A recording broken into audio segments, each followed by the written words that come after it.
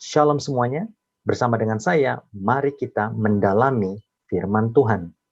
Kembali kita akan melanjutkan pelajaran kita dari kitab Kejadian, dan saat ini kita sampai di kitab Kejadian pasal 4.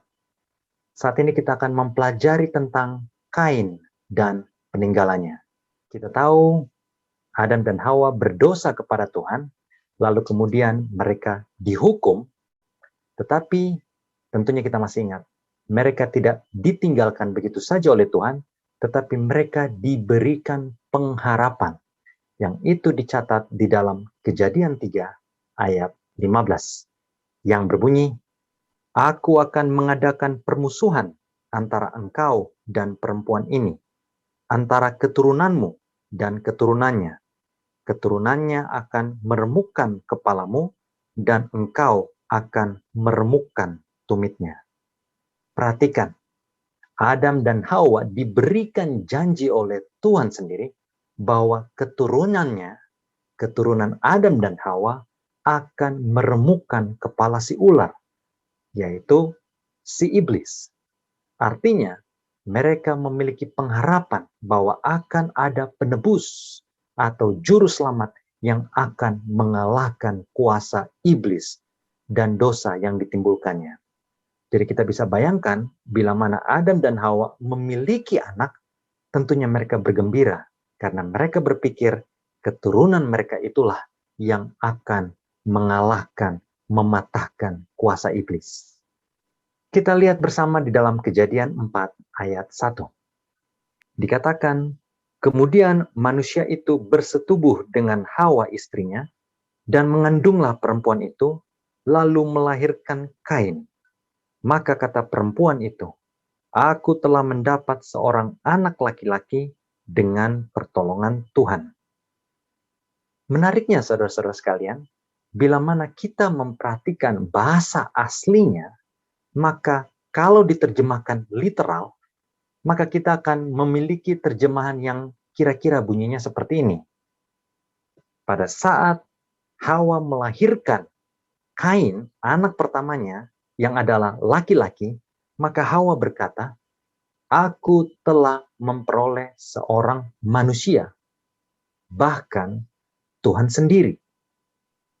Artinya, Hawa percaya bahwa dia telah melahirkan sang juru selamat. Hawa telah melahirkan seseorang yang telah dinubuatkan sebelumnya, telah diberitahukan oleh Tuhan bahwa keturunannya akan meremukkan kepala ular atau si iblis. Jadi kita bisa perhatikan betapa bergembiranya Adam dan Hawa bila mana pada saat mereka mendapatkan Kain, putra mereka. Dan kita bisa lanjutkan di ayat kedua di kitab yang sama. Kejadian 4 ayat 2 berbunyi, selanjutnya dilahirkannya lah Habel adik Kain, dan Habel menjadi gembala kambing domba. Kain menjadi petani. Perhatikan, Hawa tidak banyak berkomentar pada saat Habel dilahirkan. Tetapi Hawa memberikan suatu kesan yang sungguh sangat berkuasa, yaitu dia melahirkan seorang manusia, bahkan Tuhan sendiri. Artinya dia memiliki keyakinan penuh kepada Kain yang adalah putra pertamanya.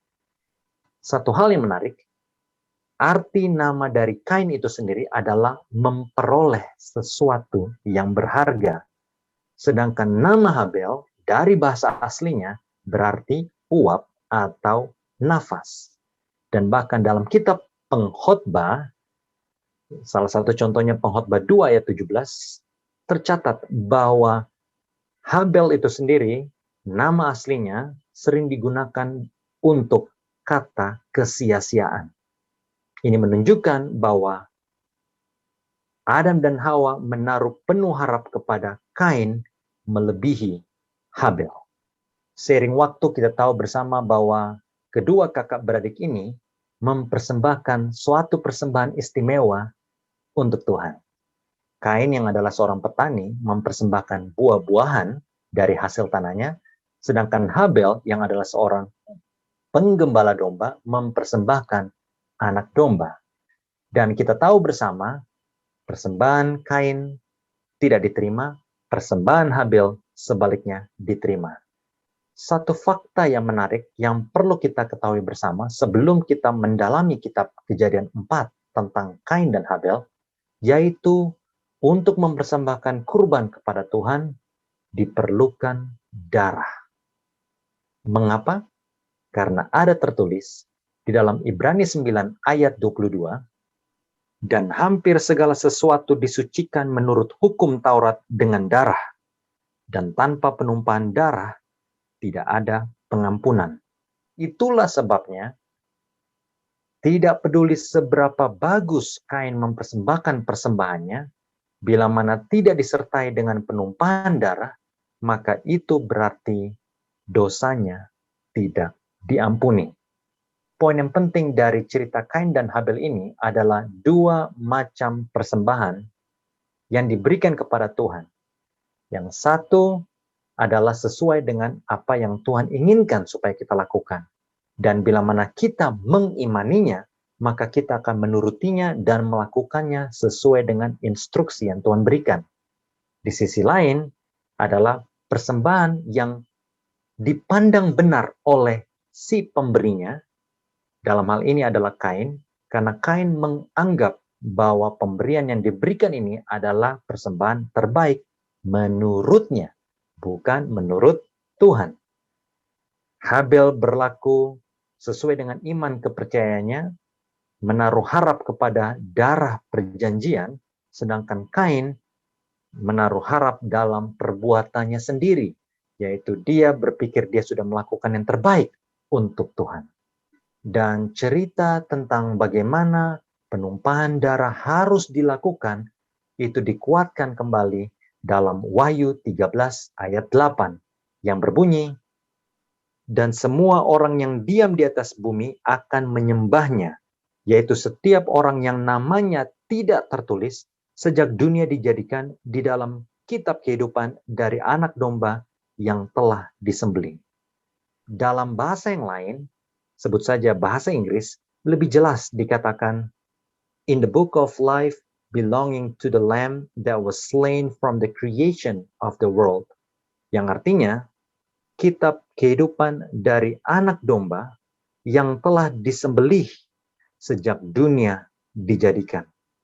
Itu artinya, pada saat Adam dan Hawa berdosa, seharusnya mereka mati. Tetapi kita tahu bersama bahwa pada saat itu mereka tidak langsung mati. Dan kalau kita dalami kebenaran kitab Kejadian, terutama pada masa penciptaan dan manusia pada akhirnya jatuh ke dalam dosa, kita dapati bahwa Tuhan memberikan kepada mereka pakaian dari kulit binatang. Dan sesuai dengan apa yang tertulis dalam Wahyu 13 ayat 8, kulit binatang itu adalah kulit domba. Anak domba yang telah disembelih sejak dunia dijadikan. Artinya saudara-saudara, telah tersirat bahwa Tuhan sejak zaman Adam dan Hawa jatuh ke dalam dosa, sudah memerintahkan mereka untuk mempersembahkan kurban. Karena memang tanpa ada penumpahan darah, tidak ada pengampunan. Itulah sebabnya mereka harus memotong kurban, mempersembahkan kurban, karena kurban itu sendiri adalah melambangkan Mesias yang harus mati untuk menebus dosa umat manusia. Dan puji syukur, saat ini kita tidak perlu lagi untuk menyembelih atau mempersembahkan kurban. Mengapa? Karena korban sesungguhnya, yaitu Yesus Kristus, telah mati untuk menebus dosa-dosa kita semuanya. Kembali kepada konteks Kejadian pasal 4, cerita Kain dan Habel. Kejadian 4 ayat 4 dan 5 berkata, Habel juga mempersembahkan korban persembahan dari anak sulung kambing dombanya, yakni lemak-lemaknya. Maka Tuhan mengindahkan Habel dan korban persembahannya itu. Tetapi Kain dan korban persembahannya tidak diindahkannya. Lalu hati Kain menjadi sangat panas dan mukanya muram. Perhatikan, Kain marah kepada Tuhan dan kepada adiknya Habel. Kain marah karena dia merasa diperlakukan tidak adil oleh Tuhan. Dan dia cemburu karena Kain persembahannya tidak diterima, sedangkan Habel adiknya persembahannya diterima. Lebih lanjut, Kejadian 4 ayat 6. Firman Tuhan kepada Kain, "Mengapa hatimu panas dan mukamu muram? Lihat, Tuhan memanggil Kain sama halnya Tuhan sebelumnya memanggil Adam dan Hawa pada saat mereka jatuh ke dalam dosa. Saat ini pun Tuhan memanggil Kain karena Tuhan tahu bahwa hatinya sedang murka dan panas. Lalu Tuhan menasihati Habel." Ayat 7. "Apakah mukamu tidak akan berseri jika engkau berbuat baik? Tetapi jika engkau tidak berbuat baik, dosa sudah mengintip di depan pintu. Ia sangat menggoda engkau, tetapi engkau harus berkuasa atasnya." Tuhan mengamarkan kepada Kain bahwa dia harus bertobat, dan bila mana dia telah bertobat, maka dia pun akan diterima. Tapi ingat, itu semua tentunya harus sesuai dengan ketentuan firman Tuhan. Kain tidak bisa melakukan apa yang dia mau, tetapi Kain harus melakukan apa yang Tuhan mau dia lakukan. Lebih lanjut, Tuhan juga mau supaya Kain mengendalikan dirinya. Tuhan tahu bahwa dosa sedang mengintip di balik pintu. Apalagi saat itu Kain sedang emosi. Kain sedang marah di dalam hatinya. Dan Tuhan berkata bahwa dosa benar-benar sedang mengintip di pintu hatinya. Tetapi dia harus mengendalikan diri. Tapi sangat disayangkan, Kain gagal. Dia tidak bisa mengendalikan dirinya. Satu pelajaran yang menarik, 1 Korintus 10 ayat 13 berkata, "Pencobaan-pencobaan yang kamu alami ialah pencobaan-pencobaan biasa yang tidak melebihi kekuatan manusia. Sebab Tuhan setia, dan karena itu Ia tidak akan membiarkan kamu dicobai melampaui kekuatanmu. Pada waktu kamu dicobai, Ia akan memberikan kepadamu jalan keluar, sehingga kamu dapat menanggungnya." Lihat, Tuhan berjanji bahwa Dia selalu ada untuk kita. Pencobaan yang kita alami tidak mungkin melebihi dari apa yang kita sanggupi. Oleh sebab itu kita harus berserah kepadanya. Tetapi saat itu, Kain gagal. Dia tidak bisa mengendalikan dirinya, tetapi sebaliknya, dosa mengendalikan dirinya. Dan apa yang terjadi? Kain membunuh Habel. Lalu apa yang terjadi setelah itu? Kejadian 4 ayat 9. Firman Tuhan kepada Kain, "Di mana Habel adikmu itu?" Jawabnya, "Aku tidak tahu. Apakah aku penjaga adikku?" Bandingkan jawaban Kain dengan jawaban Adam dan Hawa sebelumnya. Walaupun Adam dan Hawa menuding atau menyalahkan yang lain, tetapi mereka mengakui bahwa mereka telah memakan buah yang dilarang oleh Tuhan. Sebaliknya, Kain menyangkal dosanya. Lalu kemudian Tuhan segera mengingatkannya bahwa Dia adalah Tuhan yang Maha Tahu. Tuhan tahu segalanya. Kain kemudian dikutuk oleh karena perbuatan kejinya yang telah membunuh Habel, adiknya. Dan uniknya, pada saat Kain dikutuk oleh Tuhan, Kain kemudian segera menyadari ketergantungannya kepada hadirat Tuhan. Kain tahu bahwa tanpa Tuhan di sisinya, maka dia bisa saja mati kapan saja. Dan kemudian dia memohon belas kasihan Tuhan. Dan tahukah saudara-saudara sekalian, bahkan dengan perbuatannya yang keji tersebut, Tuhan masih berbelas kasihan kepada Kain. Dan Tuhan memberikan kepada Kain suatu perlindungan, suatu contoh yang baik, yang walaupun manusia seringkali melukai Tuhan, tetapi Tuhan tetap menunjukkan belas kasihannya. Dan kita tahu apa yang terjadi sesudah itu. Kain meninggalkan kedua orang tuanya, lalu kemudian dosa semakin menguasai bumi kita ini, dan kita perhatikan efek dosa yang sangat berkuasa. Manusia lebih menyukai yang jahat, dan akhirnya manusia pun semakin bertambah-tambah jahat. Kain yang walaupun dalam keadaan jahat, masih tetap mengenal yang namanya monogami, menikah dengan satu wanita. Di sisi lain, keturunan daripada Kain, seorang yang bernama Lamek, memperkenalkan apa yang namanya poligami. Dan ini jelas bertentangan dengan firman Tuhan, di mana satu laki-laki akan menikah dengan satu wanita. Gantinya poligami diperkenalkan dan banyak sekali kejahatan-kejahatan yang menguasai bumi kita ini. Walaupun manusia semakin jahat, tetapi di keluarga Adam dan Hawa, lahirlah seorang anak yang bernama Set, yang menggantikan Habel yang telah dibunuh oleh Kain. Dan dari garis keturunan Setlah, pahlawan-pahlawan iman dilahirkan. Ada Henok, ada Nuh, dan banyak lagi.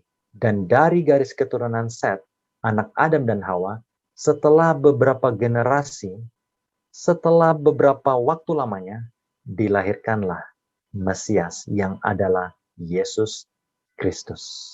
Lebih lanjut, dalam Kejadian 6 ayat 2 dikatakan, maka anak-anak Tuhan melihat bahwa anak-anak perempuan manusia itu cantik-cantik.